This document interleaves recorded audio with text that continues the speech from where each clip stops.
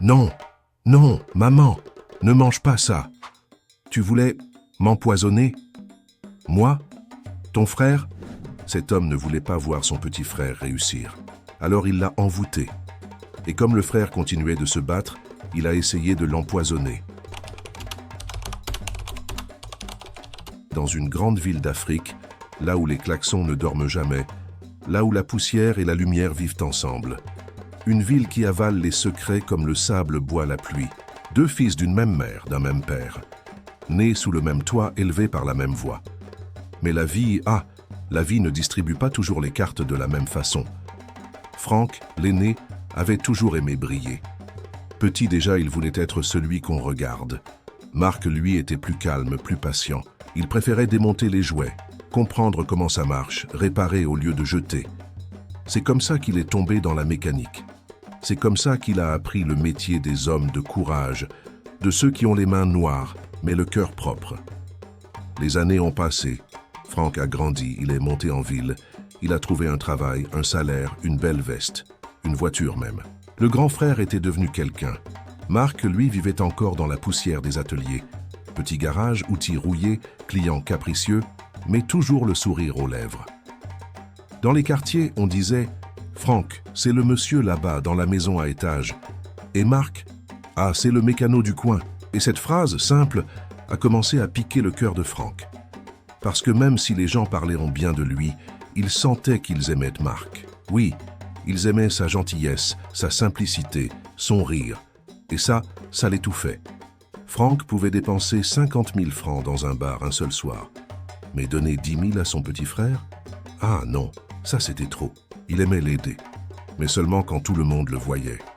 Il aimait donner, mais seulement si quelqu'un pouvait dire « Hé, vraiment, Franck est généreux. » Marc, lui, n'attendait rien.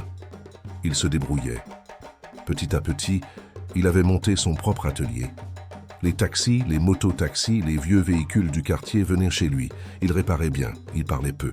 Et quand il gagnait un peu, il partageait. Mais cette réussite discrète, silencieuse, irritait Franck comme une démangeaison qu'on ne peut pas gratter. Un jour, à une réunion de famille, Franck dit devant tout le monde « Marc, lui, il croit qu'il est mécanicien parce qu'il a 2 clés et 3 boulons. Laissez-le rêver un peu. » Les gens rirent. Marc sourit aussi pour ne pas gâcher la fête. Mais son sourire ce jour-là n'était pas joyeux. C'était le sourire d'un homme qui serre les dents. Les mois passèrent. Marc travaillait, il commençait à se faire un nom. Et plus il montait, plus Franck bouillait. Un soir, dans un bar, un ami lui dit à voix basse « Mon frère, si tu veux que ton petit arrête de briller, il y a des gens qui peuvent arranger ça pour toi. » Franck fit semblant de ne pas écouter, mais la graine était plantée. Quelques semaines plus tard, il prit la route d'un quartier reculé. Là-bas vivait un vieil homme, réputé pour voir ce que les autres ne voient pas. On dit qu'il parlait aux esprits du vent et aux ombres de la nuit. Franck entra dans la petite case. Une odeur d'encens, de feuilles brûlées, de choses qu'on ne nomme pas. Le vieil homme leva la tête.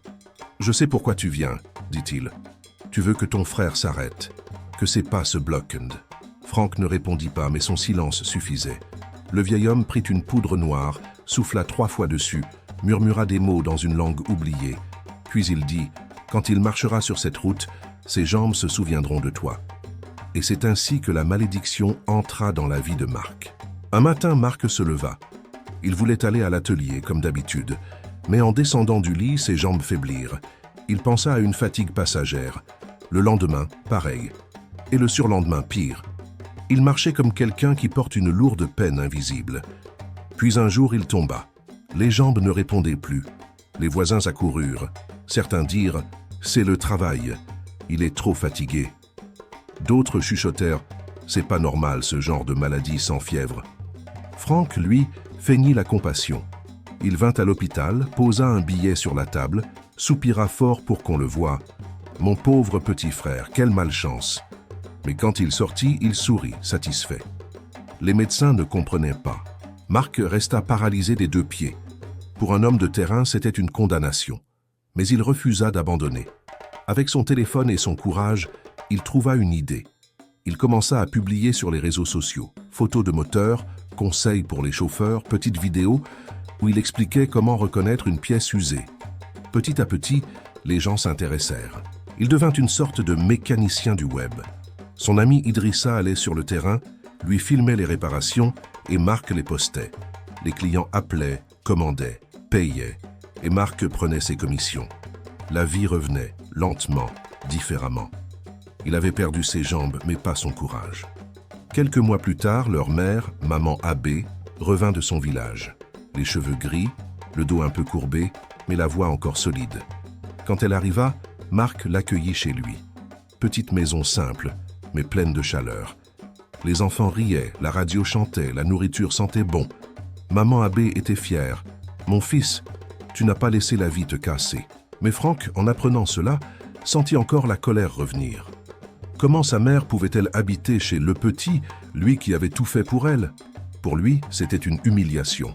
Et dans sa tête, une pensée noire reprit vie. Il faut qu'il disparaisse. Le mal, quand il habite le cœur d'un homme, il ne dort jamais. Il change seulement de vêtements. Et ce soir-là, le mal de Franck avait remis sa plus belle chemise. Depuis des semaines, il observait son frère. Toujours souriant malgré son fauteuil roulant. Toujours poli malgré les douleurs. Toujours entouré de gens malgré sa paralysie.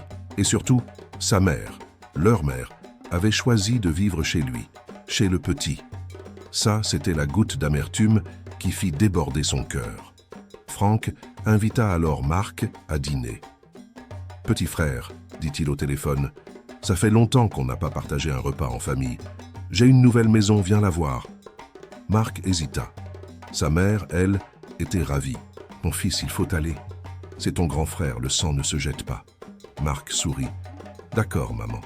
On ira tous les trois. » Ce que Marc ignorait, c'est que dans les coulisses, un autre repas se préparait. Un repas de trahison.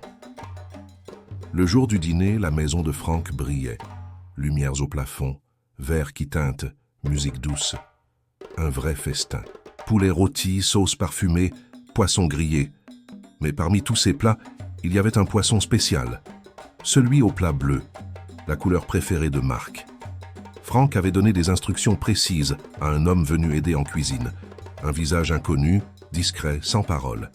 Il lui avait murmuré « Ce poisson-là, c'est pour mon frère, mets la poudre dans la sauce, juste celle-là, pas ailleurs. » Le cuisinier hocha la tête, et le sort fut servi sur une assiette bleue. Quand Marc et sa mère arrivèrent, Franck les accueillit avec chaleur. Fausse chaleur. « Entrez, entrez. La maison est à vous. » Maman Abbé regardait tout, émerveillée. « Mon fils, tu vis bien, que Dieu te garde. »« Amen, maman, » répondit-il avec un sourire figé. Ils s'installèrent. Les plats furent disposés sur la table. Marc sentit quelque chose d'étrange. Un léger engourdissement, une fatigue soudaine. Mais il ne dit rien. Franck, lui, observait. Chaque geste, chaque bouchée. Il attendait. Marc servit un peu de riz, un peu de sauce, et posa la main sur le poisson bleu. Mais avant qu'il ne goûte, maman Abbé rit doucement. « Hé, ton frère t'a fait ton poisson préféré. Mais regarde-moi ce morceau. Donne un peu, je veux goûter aussi. » Elle prit la cuillère et mit une bouchée dans sa bouche. Le temps se figea. Franck blêmit. Ses yeux s'écarquillèrent.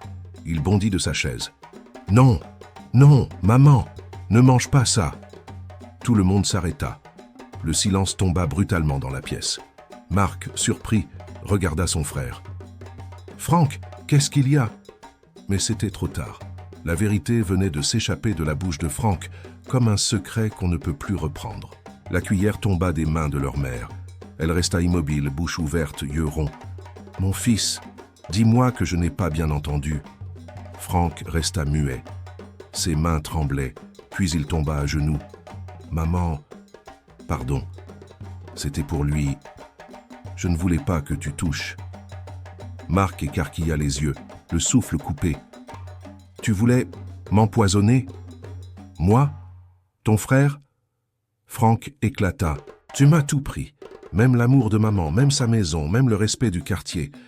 Toi, l'éternel petit, tu es devenu le héros. Moi, je ne suis plus rien. » Sa voix monta, trembla, puis se brisa. Maman Abbé pleurait. « Mon fils, ton frère que j'ai porté dans le même ventre que toi, pourquoi le mal habite ton cœur ?» Marc, lui, resta silencieux. Il regarda son frère à genoux et murmura simplement. « Tu n'as rien perdu, Franck. Tu t'es seulement égaré. Cette nuit-là, tout le quartier apprit la nouvelle. Un frère qui voulait tuer son frère. Un poison à table. Une mère entre les deux. La honte tomba sur Franck comme une pluie lourde. Les gens ne voulaient plus le saluer. Ses amis de bar l'évitèrent. Ses collègues commencèrent à parler dans son dos. Alors il décida de partir. Loin, très loin. Il quitta la ville avant l'aube, sans un mot. Il vendit sa maison, perdit son emploi, erra de ville en ville. Partout où il allait, son passé le suivait comme une ombre qu'on ne peut pas chasser. Les années passèrent. Marc continua sa vie. Toujours dans son fauteuil, mais la tête haute. Ses affaires prospéraient. Ses vidéos sur les réseaux avaient du succès. Et surtout, il avait appris à pardonner. Un jour, alors qu'il travaillait dans son bureau, le téléphone sonna. C'était leur mère. Sa voix tremblait. « Marc, ton frère est malade. Très malade. Il est revenu au village. Il ne parle presque plus. » Marc resta silencieux. Puis il dit doucement « Dis-lui de ne pas avoir peur, je vais venir. » Quand Marc arriva au village, il trouva Franck méconnaissable. Amaigri, les yeux creusés, le souffle court. Il ne parlait presque plus. Mais quand il vit son petit frère, une larme coula. Marc s'assit près de lui. « Je ne t'en veux plus, Franck. Le passé est derrière nous. Maintenant, il faut te relever. » Franck voulut parler, mais sa voix se brisa. Marc posa sa main sur la sienne. « Laisse-moi t'aider. Cette fois, c'est moi qui vais te porter. » Les soins coûtèrent cher. Mais Marc paya tout. Les médicaments, les déplacements, la nourriture. Jour après jour, il veilla sur son frère. Et un matin, Franck ouvrit les yeux. Plus clair, plus calme. « Pourquoi tu fais tout ça pour moi ?» demanda-t-il. « Parce que tu es mon frère, » répondit Marc. « Et le sang, même blessé, reste le sang. » Franck éclata en sanglots. C'était la première fois qu'il pleurait sincèrement. « J'ai voulu te détruire et c'est toi qui m'as sauvé. » Marc lui sourit. « Non, c'est toi qui t'es sauvé. Moi, je n'ai fait que suivre le chemin que Dieu a tracé. » Quelques mois plus tard, Franck se remit sur pied. Pas riche, pas puissant, mais vivant. Il retourna à la ville, plus humble, plus silencieux. Il travailla dans le garage de son frère comme simple employé. Et chaque soir, il remerciait Dieu de lui avoir rendu ce qu'il avait failli détruire, sa famille. Le soleil s'était levé sur la grande ville. Mais dans le cœur des deux frères, c'était un nouveau jour bien plus profond. Un jour qui n'avait rien à voir avec les horloges ni les calendriers. C'était le jour du pardon.